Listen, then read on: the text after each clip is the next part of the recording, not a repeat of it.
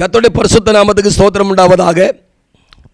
கர்த்தர் ஆதாமோடு ஏவாளோடு பேசி, இவர்கள் நம்மை போல நன்மை தீமை அறியத்தக்க ஒருவர் ஆனார்கள் என்று சொல்லி அவர்கள் நிர்வாணத்தை மூடுவதற்கு தோல் உடைகளை உடுத்துவித்தார். தோல் உடைகள். அப்போ அப்படின்னா அங்கே ஒரு மிருகம் அடிக்கப்பட்டிருக்க வேண்டும், அது ரத்தம் சிந்தப்பட்டிருக்க வேண்டும். அந்த தோலுடை எடுத்து கர்த்தர் ஆதாமுக்கும் ஏவாளுக்கும் உடுத்துவித்தார். பாருங்கள், ஒரு நல்ல தகப்பன் பார்த்தீங்களா? இன்னைக்கு நீங்கள் உங்கள் பிள்ளைகளுக்கு நல்ல வஸ்திரத்தை உடுத்து வைக்கிறீங்கல்ல, அது நடக்கிறத பார்த்து, அது பேசுகிறத பார்த்து, அதை அழகை பார்த்து எவ்வளோ ரசிக்கிறீங்க. இதே மாதிரி தாங்க ஏதேன்னு அனுபவம் இருந்துச்சு ஒரு காலத்தில். அது மாறிட்டா இப்போ தோலுடைய உடுத்து வச்சாரா? இப்போ அவர் சொல்லார், மனுஷன் நம்மை போல நன்மை தீமை அறியத்தக்க ஒருவனானான், இனியவனை தோட்டத்தில் வைக்கக்கூடாது. வச்சா என்ன பண்ணுவான்னா ஜீவவருட்சத்தின் கனியை புசிப்பான், மரணமே இல்லாத வாழ்வுக்குள்ளே போயிடுவான். அதனால மரணமே இல்லாத வாழ்வுக்குள்ள அவன் போகாதபடிக்கு அவன் மரண செய்தி குறிக்கப்படுகிறது. மரணம்னா என்ன தெரியுமா? நீங்கள் என்ன நினைக்கிறீங்கன்னு எனக்கு தெரியல. ஆனால் ஆவி ஆத்துமா தேவனை விட்டு பிரிவதற்கு பேர் ஆவிக்குரிய மரணம். ஆவி ஆத்துமா தேவனை விட்டு பிரிவதற்கு பெயர் ஆவிக்குரிய மரணம். சரிங்களா? Right, okay. அப்போ பூமிக்குரிய மரணம்னா ஒரு மனிதன் பிரிந்து போகிறான் என்றால் தன் குடும்பத்தை விட்டு, தன் உறவுகளை விட்டு, இத்தனை காலம் வாழ்ந்த சொந்த பந்தத்தை விட்டு, தன் மனைவி பிள்ளைகளை விட்டோ இல்லை தன் புருஷன் பிள்ளைகளை விட்டோ பிரிந்து போவதற்கு பேர் தான் சரீர மரணம். ஆவிக்குரிய மரணம், ஆவியும் ஆத்துமாவும் தேவனை விட்டு பிரிவதற்கு பேர் ஆவிக்குரிய மரணம். பூமிக்குரிய மரணம் என்றால் ஒரு மனிதன் 70 வயசோ 80 வயசோ 90 வயசோ அவன் ஜீவன் பிரியும் பொழுது தன் உறவுகளை விட்டு பிரிந்து போகிறான். பார்த்தீங்களா? அதுக்கு பேர் தான் சரீர மரணம். இந்த ரெண்டு மரணத்தையும் இயேசு கிறிஸ்து சிலுவையில் என்ன செய்தார்? ஜெயமாய் விழுங்கினார் என்று வேதம் சொல்லுகிறது.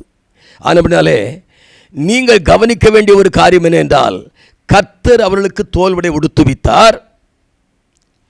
அவர்களை ஏதேன் என்கிற தோட்டத்தை விட்டு வெளியே கொண்டு வந்து அந்த ஏதேனுடைய வாசலை அடைப்பதற்கு சுடரொளி பட்டயத்தை என்ன செய்தார்? உண்டாக்கினார். அந்த ஏதேனுடைய வாசலில் இப்போ சுடரொளி பட்டயம் என்ன செய்யுது? இருக்கு. இந்த சுடரொளி பட்டயத்தினால உள்ள யாரும் என்ன செய்ய முடியாது? போக முடியாது. அதனால் ஆதாம் ஏவாளை வெளியே கொண்டு வந்து விட்டு வாசலை காப்பதற்கு சுடரொளி பட்டயத்தை வைத்தார். பிரியமான தேவஜனமே, ஒரு மனிதன் தவறு செய்து மறுபடியும் தவறில் வாழ்வதற்கு விரும்பாமல் வெளியே கொண்டு வந்தவர்.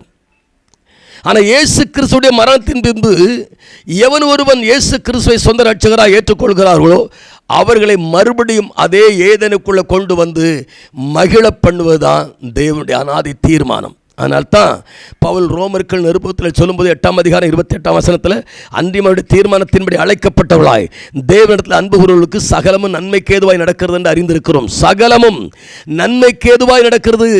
தேவனுடைய தீர்மானத்தின்படி அழைக்கப்பட்ட உங்களுடைய வாழ்க்கையில் சகலமும் நன்மைக்காக நடக்கிறது. நன்மை செய்கிற தேவன் உங்களுக்கு நன்மை செய்வார். ஆனதுனாலே இப்பொழுது இருக்கிறதான நெருக்கங்கள், போராட்டங்கள், குழப்பங்கள், வருத்தங்கள் எல்லாவற்றையும் மாற்றி கல்வாரி சிலுவையில் தம்மையே பலியாக ஒப்பு கொடுத்த இயேசு கிறிஸ்துவுடைய விலையேறப்பட்ட இரத்தம் நம்மை சுத்திகரித்து பாவத்திலிருந்து, சாபத்திலிருந்து, மீறுதலிருந்து, அக்கிரமத்திலிருந்து எல்லாவற்றிலிருந்து விடுவித்து சுகமான சமாதானமான வாழ்வை தந்திருக்கிறார். இந்த வாழ்க்கையில் தொடருவோம். கர்த்தர் உங்களை ஆசீர்வதிப்பார். நீங்கள் மறுபடியும் ஏதேனின் வாழ்க்கையை அனுபவிப்பதற்கு மனம் திரும்புங்க. மனம் திரும்புதெல்லாம் என்ன நினைக்கிறீங்களா?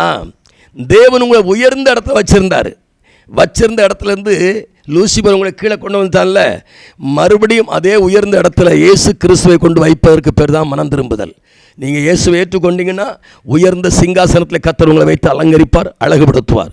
கர்த்தர் உங்களை ஆசீர்வதிப்பார். இப்பொழுதும் இந்த காணொலி மூலமாய் உங்களோடு கூட பேசுவதிலே மிக்க மகிழ்ச்சி. ஆதாமுக்கு 930 வருஷம் என்கிற ஒரு நாளை எப்போ நிர்ணயித்தாங்கன்னா, எப்போ பாவம் செய்தானோ அப்போ தான் அவனுக்கு அந்த நாட்கள் நிர்ணயிக்கப்படுகிறது. அதுபடினாலே பிரியமான தேவஜனமே, பாவம் மரணத்தை கொண்டு வரும்.